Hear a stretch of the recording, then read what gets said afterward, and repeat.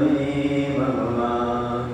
चरण शरण आपके तारण तरण जहार, भवर निकट तक ले चलो करुणा कर जिनराज, करुणा कर जिनराज। गुरुदेवालय श्री आदिनाथ भगवान की जय।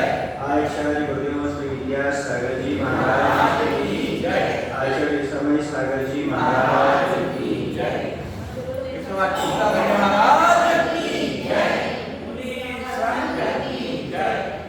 संसार में एक ऐसा वृक्ष होता है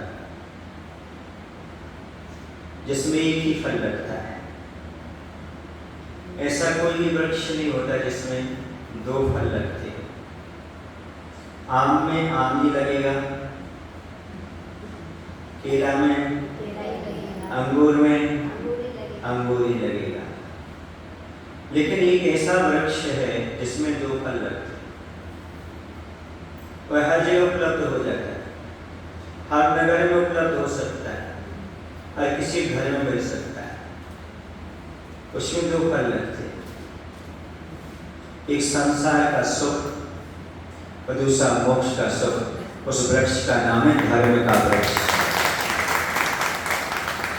धर्म का वृक्ष ऐसा होता है, संसार का सुख चाहो तो बिना धर्म के नहीं मिलता, और मोक्ष का सुख चाहो तो बिना धर्म के नहीं मिलता। आज आपको जो कुछ भी सुख प्राप्त हुआ है, यह सब कहीं न कहीं पूर्व पर्याय में पुण्य किया था, धर्म किया था, उसके फलस्वरूप अभी आपको ये सब कुछ उपलब्ध हुआ है। और जो कुछ आपको अभी कमियां नजर आ रही हैं, जो दुख नजर आ रहा है, वह सब पाप का परिणाम है। पहले हमने पुण्य भी किया था और कुछ पाप भी किया था, तो पुण्य में भी उदय में आ रहा है और पाप भी उदय में आ रहा है। जो कुछ सुख का अनुभव हो रहा है, वह सब पुण्य का उदय, और जो दुख अनुभव हो रहा है वो सब इतना सब जानते हैं। जानने पर क्या करना चाहिए अपन को? सीधी सी बात है, धर्म के मामले में हमें पीछे नहीं हटना चाहिए। पाप की क्रिया तो गृहस्थ की निरंतर चलती रहती है, लेकिन उस पाप की क्रिया के बीच में भी यदि वह समय निकाल करके धर्म ध्यान करता है तो इस भाव में भी सुखी रहता है और पर भाव में भी सुखी रहता है। गृहस्थ का परम कर्तव्य होता है, गृहस्थ का एक परम धर्म होता है। ये यूँ कहा जाए, उसे सुखी रहने के लिए सबसे पहला साधन यही होता है, उसे धर्म नहीं छोड़ना चाहिए। सब कुछ करते रहो लेकिन धर्म को मत छोड़ो। बड़े भाग्य से नर तन पाया, खोना इसको व्यर्थ नहीं। धर्म मार्ग पर डटे रहो तुम, धर्म बिना कल्याण नहीं। समझे? बड़े पुण्य से आपने नरभव को प्राप्त किया है, इस नरभव को व्यर्थ नहीं खोना। फिर क्या करना? धर्म मार्ग पर डटे रहो तुम, धर्म बिना उद्धार नहीं। धर्म के बिना किसी जीव का न उद्धार हुआ है और न आगे हो सकता है। इसी भावना को लेकर के कि मुझे उद्धार करना है, कल्याण करना है, धर्म को अपने जीवन में धारण करो। जब आप धर्म की क्रियाओं को धारण करोगे, निश्चित रूप से आपको वर्तमान का सुख भी प्राप्त होगा और आगे भविष्य में सुख भी प्राप्त होगा।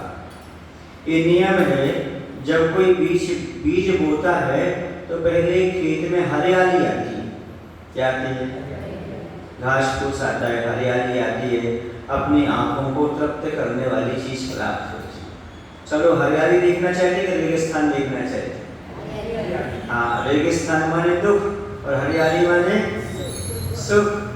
तो जैसे खेत में बीज बोया जाता है, सबसे पहले हरियाली आती है, बाद में दाना आता है, अनाज आती है, फसल आती है। वैसे जब व्यक्ति धर्म को करना शुरू करता है, पहले संसार का सुख प्राप्त होता है, फिर मोक्ष का सुख प्राप्त होता है।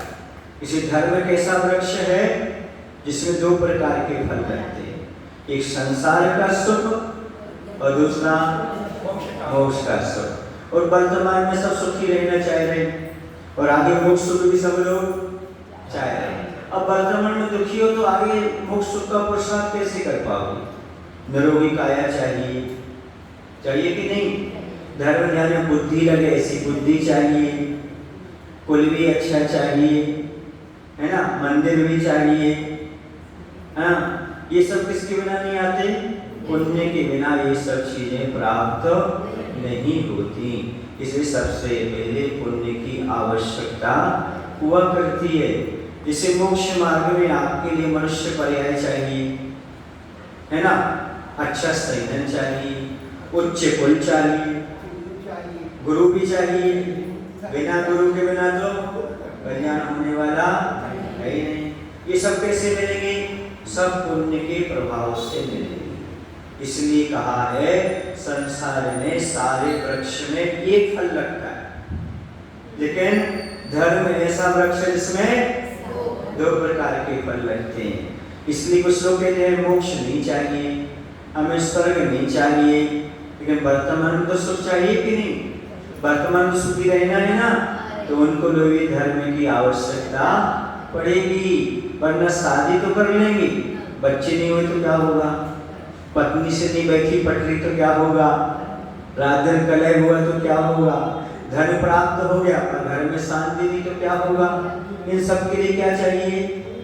पुण्य चाहिए। बिना पुण्य के धन से सुख नहीं मिलता। शादी करने के बाद भी यदि धर्म नहीं है तो सुख नहीं मिलता। सब कुछ होने के बाद भी सुख किससे मिलता है? पुण्य के उदय में। वो तो पुण्य का नाम साता है और पाप का नाम असाता है। साता साता चलते रहते हैं। इसलिए यदि आप साता से रहना चाहते हो वर्तमान में भी, तो किसकी आवश्यकता पड़ती है? पुण्य की आवश्यकता पड़ती है। इसलिए प्रत्येक जीव को सबसे पहले पुण्य की क्रिया में लगना चाहिए। आचार्य पद्मनंदी जी लिखते हैं पंचविंशति का ग्रंथ में, प्रत्येक गृहस्थ को 6 आवश्यक का पालन करने के बाद घर गृहस्थी के साधन में लगना चाहिए। चाहे भोजन बनाने वाले हों और चाहे दुकान चलाने वाले हों, पहले क्या करो? 6 आवश्यक का पालन करो। 6 आवश्यक का पालन करके ही गृहस्थ के लिए भोग के कार्यों में लगना चाहिए। तभी वह भोग के कार्यों में सफल हो सकता है, सक्षम हो सकता है और अपना जीवन अच्छे से निकाल सकता है। वरना जो भोग के कार्य में लग जाते हैं वो कलह में जीते हैं, दुख में जीते हैं, अशांति में जीते हैं। क्यों? क्योंकि उनका पुण्य फीका पड़ जाता है। इसलिए प्रत्येक जीव को सब कुछ करते हुए धर्म कभी भूलना नहीं चाहिए। बोले महावीर भगवान की। आचार्य गुरुदेव श्री विद्यासागर जी महाराज की।